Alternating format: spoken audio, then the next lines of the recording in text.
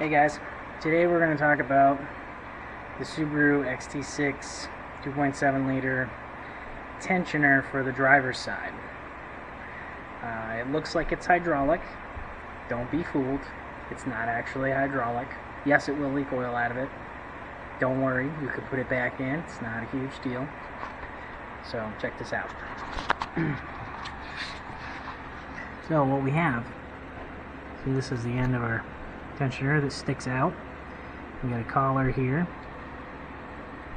Collar locks into these spots here so that it doesn't spin. And then this is just a guide bushing. And we have a threaded rod with a slot on the end. The slot, I don't know if you can see the spring in there.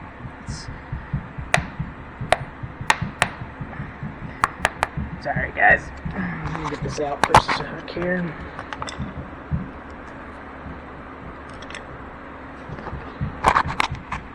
There we go. Here's our spring. It's spring loaded. Not hydraulic. I was worried, thought that my tensioner was toast and I wasn't going to be able to get a new one because they just don't make any parts for these cars anymore. But it's spring loaded. It's still good. Don't worry. So on the bottom you'll have a Phillips head screw. This guy. It's got a seal on it that holds the oil in. The oil that's in there is just for lubrication. Make sure nothing rusts up or anything like that.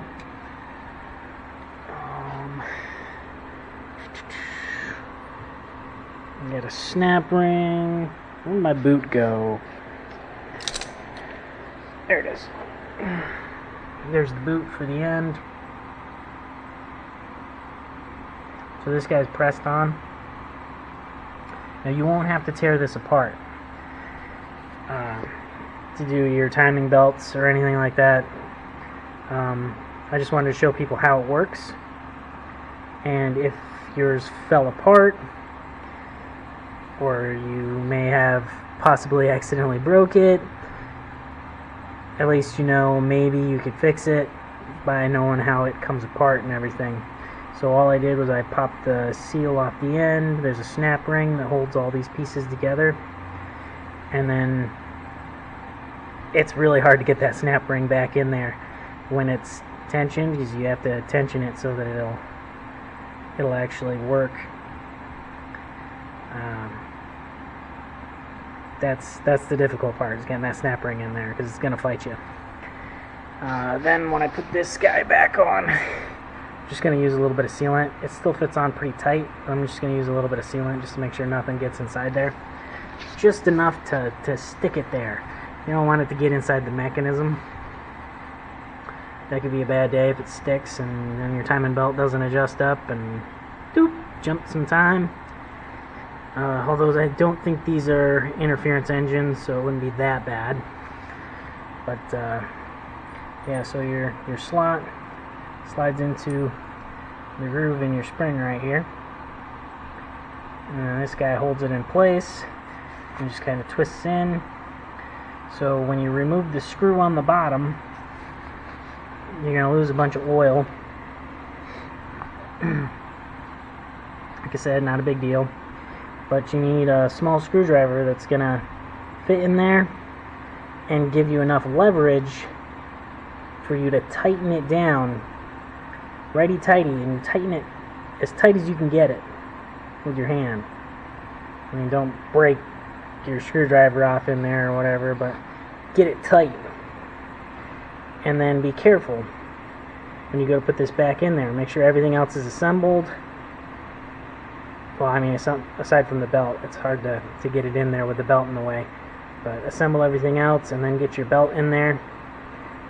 Bolts don't have to be all the way tight. Just close, and then you can tap it, and then you can tighten them. Or, I mean, as long as everything's in place, just go ahead and tighten it up. And then you can give it a little tap or a little twist on the end, and it'll just spring out. That's how it's supposed to work. So if you do take yours apart, this little guy goes down in the bottom first. You drop him in there. That gives the shaft something to ride on. Then you drop your spring inside. This guy up. Then you assemble your washer onto the end of here, and your other guide washer. Slide that inside there. And then this guy is the fun part. You get him set on top there just right, and you pop that snap ring in, and then you can put your seal on. So, pain in the neck if you have to take it apart, but do not put it in a vise and try to squish it like a hydraulic tensioner. You will ruin it, and it won't work. Yeah. So just a small screwdriver. I actually found one that's, you can see it's hexagonal shaped. That way I can grab a hold of it with some vice grips and get that real good and tight. It'd be nice if they were nice enough to give you a little access port on the bottom of the engine, but I'm not seeing one. Maybe there is and I don't know about it, but I don't see it. So just make sure it's tight, get it in there, and then you can always release it afterwards. Just make sure to release it before you try to start the engine, because you may jump your timing. Just make sure the belt's nice and taut. And that's the Subaru xt6 timing tensioner for the driver's side. Passenger side is super easy. That one is just a straight up, you can't see it in this video, but just a straight up spring. Let it do its thing. Don't go too tight. Just tighten down the 2 bolts.